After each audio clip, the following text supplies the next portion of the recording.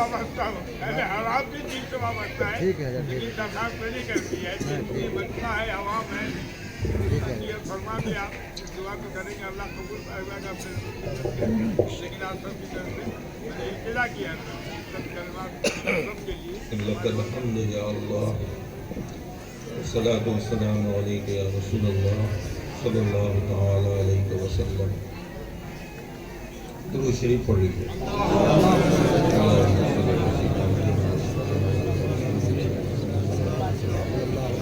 میں نے اپنی گفتگو کا کوئی موضوع نہیں بنایا، اس لیے کہ وقت ہی نہیں ہے کہ اب زیادہ آپ کو روکا جائے۔ مولانا عبدالجبار صاحب کی محبتیں کہ ایسے نازک وقت میں کچھ بولنے کے لیے کہہ رہا ہوں، بولوں گا ضرور بولوں گا، لیکن صرف دو باتیں، اور اس پر آپ کو عمل کرنا ہوگا۔ انشاءاللہ کریں گے عمل انشاءاللہ۔ پہلی بات یہ کہ علی سے سچی محبت کرو۔ کس سے؟ علی سے، مولا علی سے مولا علی سے۔ سچی محبت کرو۔ دوسری بات یہ کہ علی نے جن سے محبت کری ان سے محبت کرو۔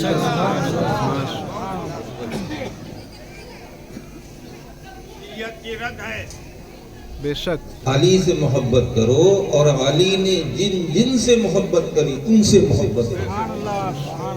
حسن سے محبت کرو، اور حسن نے جن سے محبت کی ان سے محبت کرو۔ امام حسین سے محبت کرو، امام حسین کی محبت ایمان کا ایک حصہ ہے۔ وہ کیسے؟ ایمان کا حصہ کیسے؟ میرے نبی مصطفیٰ کریم نے جو فرمایا ہم امتیوں نے سب تسلیم کیا، اسے مانا، یہی ایمان ہے۔ اور ہمارے نبی نے حسین سے محبت کی تو یہ بھی تو ایک ایمان کا حصہ ہے۔ علی سے محبت کرو، حسن سے محبت کرو، حسین سے محبت کرو۔ اب کیسے کریں گے؟ اس کے لیے مسلک اعلیٰ حضرت کو پڑھو۔ آئے ماشاءاللہ، کیا بات، مسلک اعلیٰ حضرت زندہ آباد، حضرت سہیل باللہ زندہ آباد۔ علی سے کیسے محبت کرنا ہے یہ تمہیں مسلک اعلیٰ حضرت بتائے گا۔ اس لیے کہ خالی مسلک اعلیٰ حضرت کو چھوڑ کر خالی اگر مولا علی سے محبت کرو گے تو کہیں نہ کہیں تم صحابہ کے گستاخ ہو سکتے ہو۔ بے شک اور ہمیں ایک نہیں، دونوں کو اپنے ہاتھوں میں مضبوطی سے تھامنا ہے۔ بے شک ایک صحابہ کا دامن، دوسرے اہل بیت کا دامن۔ ان دونوں کا دامن ہمارے ہاتھ میں جبھی آئے گا جب ہم مسلک اعلیٰ حضرت پر قائم رہیں گے۔ مسلک اعلیٰ حضرت پر مضبوطی سے قائم رہو، علی سے اور علی کی آل سے سچی محبت کرو۔ یہی آج کا پیغام ہے۔ دیکھ رہے ہو یہ بچے بیٹھے ہوئے قابل مبارکباد ہیں، ان کے ماں اور باپ، ان کے دادا اور دادی، ان کے نانا اور نانی، ان کے اور بھی خاندان کے لوگ اپنی قسمتوں پر جتنا فخر کریں آج کم، جتنا رش کریں کم۔ ساری زندگی انہوں نے گزار دی، بڑی محنت کی، بڑا اثاثہ اکٹھا کیا، بڑی قربانیوں کا، مصیبتوں کا سامنا کیا، زندگی کے آخری حصے میں پہنچ گئے، لیکن آج تک ان کے پاس کوئی ایسی سند نہیں تھی کہ اللہ انہیں بخش دیتا، اللہ انہیں جنت الفردوس عطا کرتا۔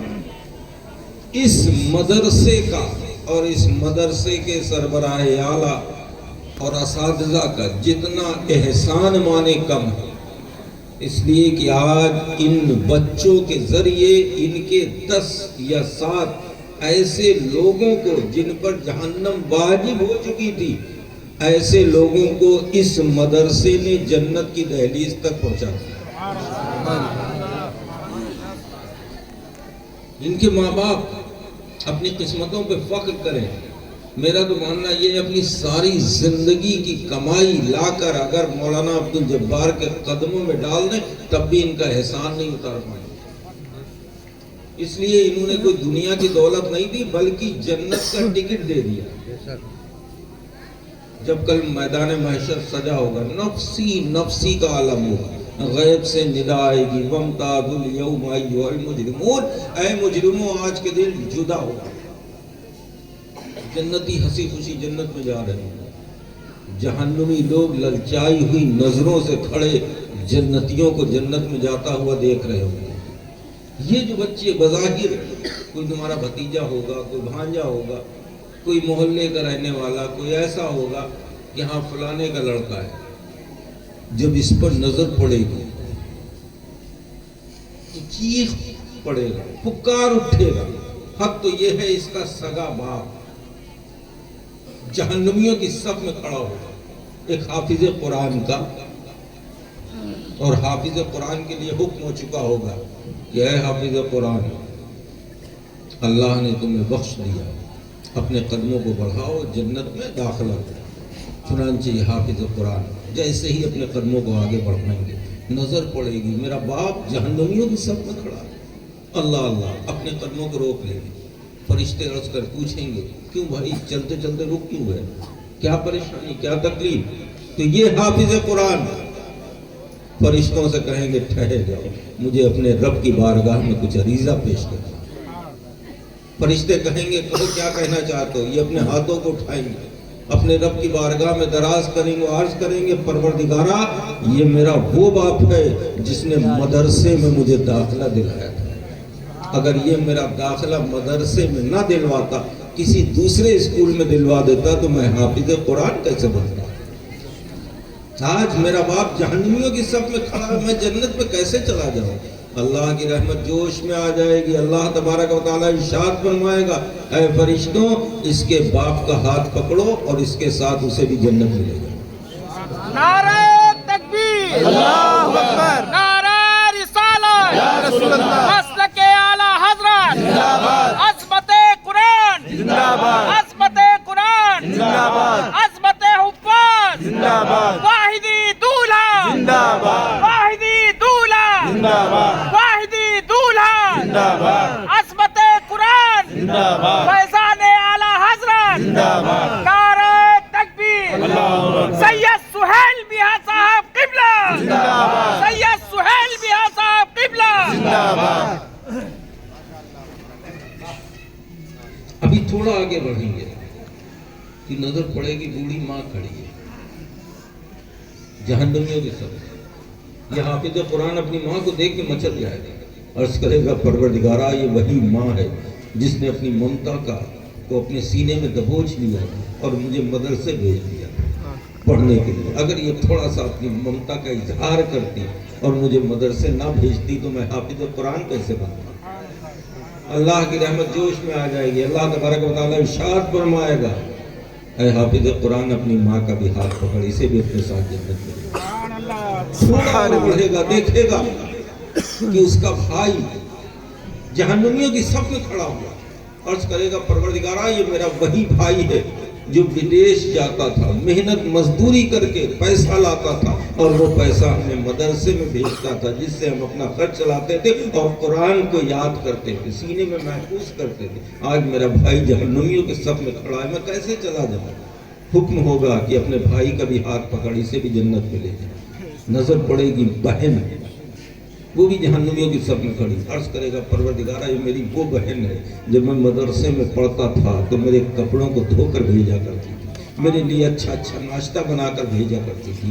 آج اس کا بھی احسان ہے ہمارے اوپر, میں اسے جہنمیوں کی صف میں چھوڑ کے کیسے جنت میں چلا جاؤں. اللہ تبارک و تعالیٰ ارشاد فرمائے گا اپنی ماں اپنی بہن کا بھی ہاتھ پکڑ, اسے بھی اپنے ساتھ جنت میں لے جائے. سبحان اللہ. ذرا غور کیجیے, ایک نے قرآن کو سینے میں محفوظ کیا, ایک لڑکے نے قرآن کو پڑھا اور اس کے عوض اس کے وسیلے سے کتنے جہنمی جنت میں جا رہے ہیں. تو وہ لوگ جنہوں نے اپنے بیٹوں کو حافظ قرآن بنایا, عالم دین بنایا, اپنی قسمتوں پہ فخر کیا کریں, رش کیا کریں. اور ان کے ماں باپ اس مدرسے کا اگر احسان چکانا چاہیں تو زندگی بھر نہیں چکا سکتے، اس لیے کہ مولانا عبد الجبار صاحب نے ان کے مدرسے کے جملہ اساتذہ نے ان بچوں کو جنت کے دروازے تک پہنچا دیا۔ ابھی داخلہ نہیں ملا ہے، یہ نہ سمجھ لیں کہ ہم جنتی ہو گئے، یہاں قرآن کو حفظ کر لیا تو ہم جنتی ہو گئے۔ حافظ تو بہت سے ہیں، کچھ ادھر بھی ہیں کچھ ادھر بھی ہیں، لیکن جنت سب کے لیے نہیں بنی ہے، جنت بنی ہے عاشق رسول کے لیے۔ جنت کے پلٹ ایک دوزخ بھی ہے، دوزخ کس کے لیے بنی ہے؟ دوزخ بنی ہے گستاخ رسول کے لیے۔ اب جو انہوں نے پڑھا ہے اس پر یہ اگر عمل کریں گے، مسلک اعلیٰ حضرت پر مضبوطی سے قائم رہ کے اپنی زندگی گزاریں گے، فرض واجبات و سنن کی ادائیگی کے ساتھ، ایمان کے ساتھ یہ اس دنیا سے رخصت ہوں گے، تب یہ خود بھی جنت میں جائیں گے اور ایسے لوگوں کو اپنے ساتھ جنت میں لے جائیں گے۔ آج ہمارا کیا ماحول ہے، آج ہماری کیا پوزیشن ہے؟ آج ہماری یہ پوزیشن ہے کہ ہم نے اپنی پہچان ہی کھو دی صاحب۔ اب تو ہمیں شرم آتی ہے سڑک پہ ٹوپی لگا کے چلنے میں، ہمیں شرم آتی ہے اپنے چہرے پر داڑھی لگا کے لوگوں کے سامنے پہنچنے میں۔ اے لوگوں، آج تمہارا جو حال ہے، خدا کی قسم اس سے پہلے تم نے نہ سنا ہوگا نہ تمہارے بڑوں نے دیکھا ہوگا۔ نیپال کی پوزیشن نہیں بتا رہا ہوں، پورے ہندوستان ہی نہیں پوری دنیا کا یہ حال ہے کہ آج پوری دنیا کا مسلمان حقارت اور نفرت کی نظر سے دیکھا جا رہا ہے، دھتکارا جا رہا ہے۔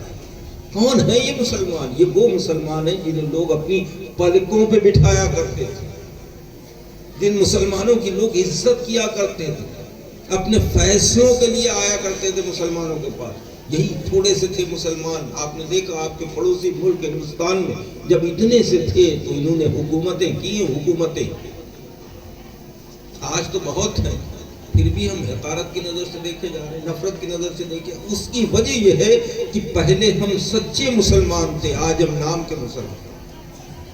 آج نہ ہم شکل سے مسلمان معلوم ہوتے ہیں، نہ کردار سے، نہ گفتار سے، نہ رفتار سے۔ آج کون سی ایسی چیز مسلمانوں میں پائی جاتی ہے جو ہم سے پہلے کے مسلمانوں میں پائی جاتی ہے؟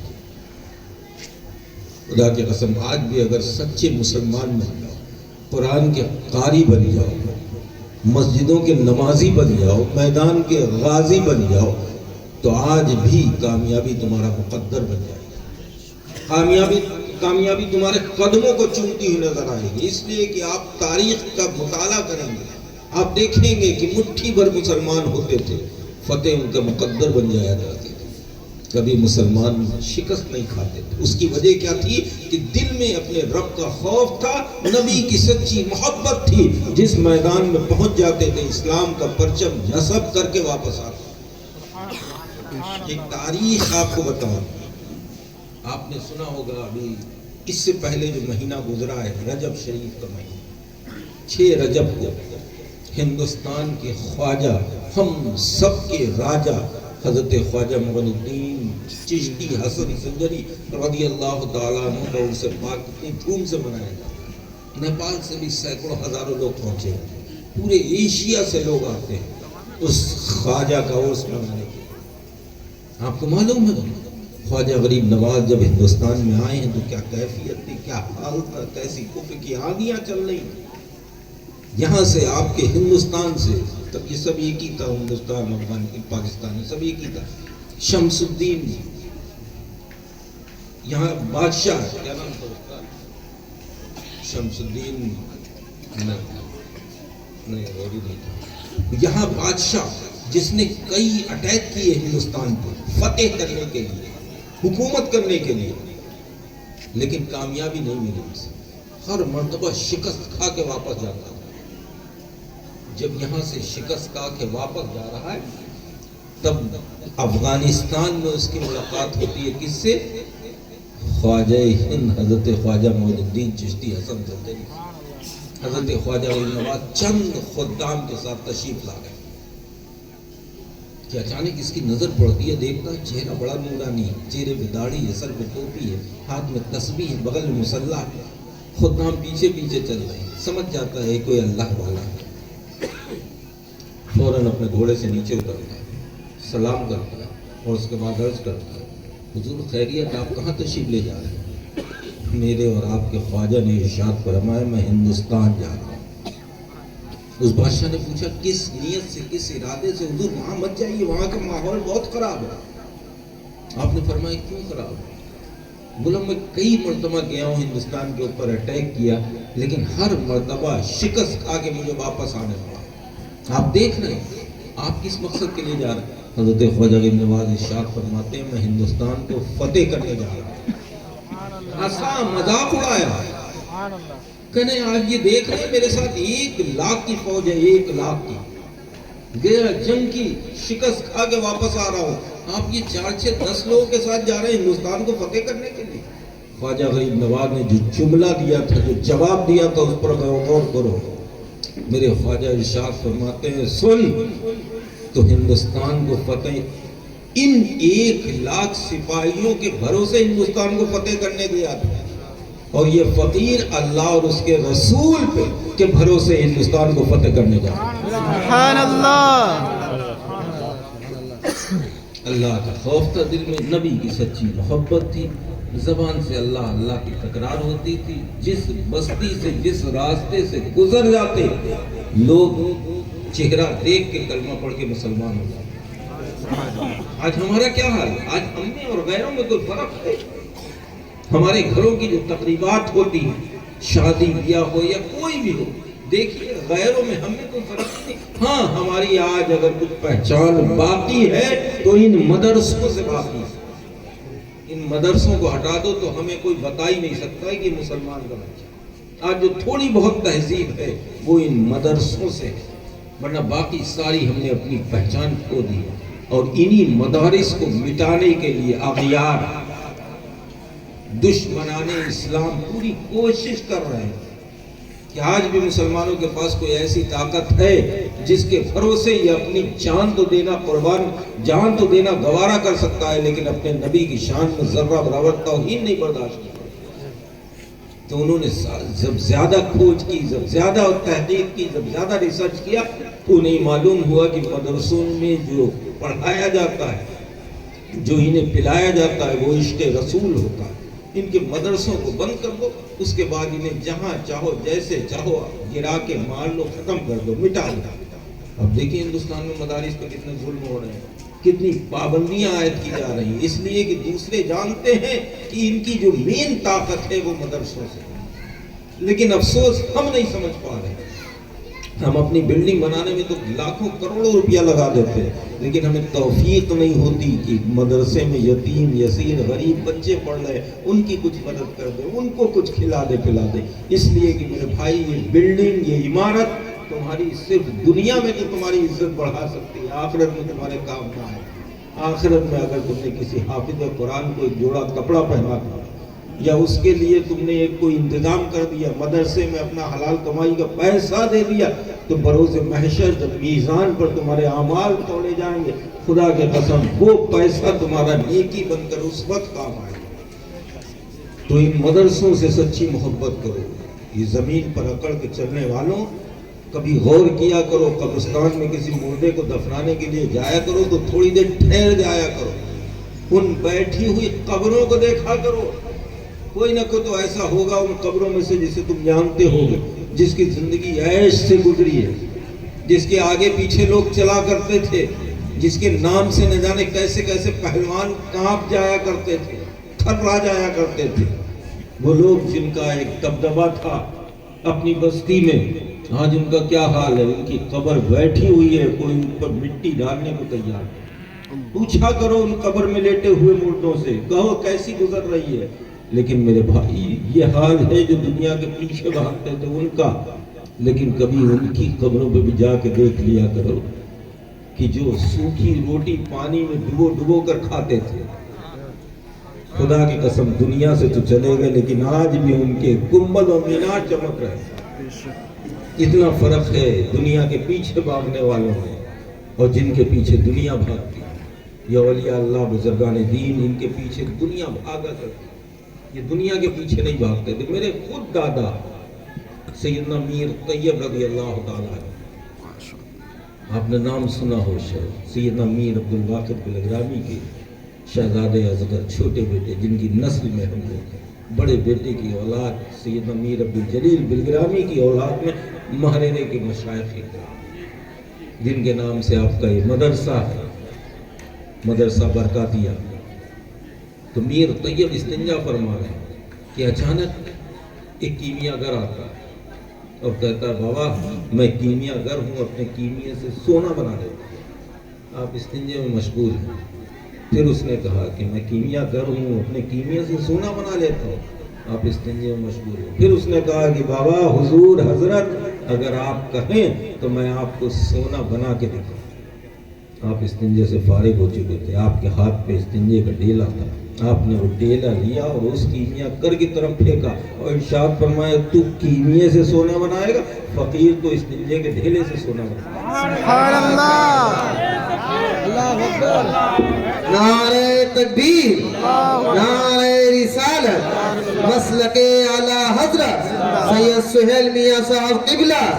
نعرہ تکبیر، نعرہ رسالت، زندہ باد زندہ تو باد. ان اولیاء اللہ بزرگان دین کی نظروں میں دنیا کی حیثیت کیا ہے، یہ میر طیب نے دکھا دیا لوگوں کو کہ ہماری نظروں میں دنیا کی اس دولت کی حیثیت ایک استنجے کے ڈھیلے سے زیادہ نہیں ہے. اور جب ہمارا کیا حال ہے، ہم دولت کے پیچھے بھاگ رہے ہیں، دولت کے پیچھے بھاگ رہے ہیں. حق تو یہ ہے، افسوس تو اس بات کا ہے، نہ دولت ہمارے پاس ہے اور نہ ایمان کی دولت. جس کے پیچھے بھاگے وہ بھی ہم سے آگے. اور یہ اولیاء اللہ بزرگان دین ان کے پیچھے دولت بھاگا کرتی ہے، لیکن ان کے دلوں میں خوف تھا. میرے بھائی آج کی اس محفل کا مین مقصد یہ ہے، یہ جو 9 نگینے تمہارے سامنے بیٹھے ہوئے ہیں انہیں دیکھ کر ان کی نقل کرنے کی کوشش کرو کہ فلانے نے اپنے بیٹے کو حافظ قرآن بنایا، عالم دین بنایا، ہم بھی اپنے بیٹے کو حافظ قرآن عالم دین بنائیں تاکہ ہماری بھی بخشش کا ایک ذریعہ بن جائے. اپنے بچوں کو حافظ قرآن بناؤ، عالم دین بناؤ. ان مدرسوں سے سچی محبت کرو، اس لیے کہ یہ مدرسے تمہاری پہچان ہے اور یہ مدرسے انہی مدرسوں میں مسلک اعلیٰ حضرت کا سبق پڑھایا جاتا ہے. جس پہ قائم رہ کے تم زندگی گزارو گے تو انشاءاللہ میدان محشر میں مولائے کائنات شیر خدا حضرت علی مرتضیٰ تمہارے ہاتھ میں جنت کا ٹکٹ تھما دے. بے شک. سبحان اللہ سبحان اللہ. اپنے ماں باپ کی عزت کرو. جو تمہارے بوڑھے ماں باپ ہیں، وہ ماں جس نے 9 مہینے تمہیں اپنے پیٹ میں رکھا، اس کی عزت کرو، اس کی خدمت کرو، اس لیے کہ وہ بھی تمہارے لیے جنت میں جانے کا ایک سامان ہے. میرے آقا مصطفیٰ کریم نے ارشاد فرمایا لوگوں تمہاری ماں کے قدموں کے نیچے تمہارے لیے جنت ہے. میرے آقا نے یہ نہیں فرمایا، قید نہیں لگائی کہ اگر تمہاری ماں نمازی ہے، پرہیزگار ہے، دیندار ہے، عبادت گزار تو اس کے قدموں میں تمہارے لیے جنت نہیں. تمہاری ماں کیسی بھی ہو اس کے معاملات اس کے ساتھ، لیکن تمہارے لیے اس کے قدموں کے نیچے جنت ہے.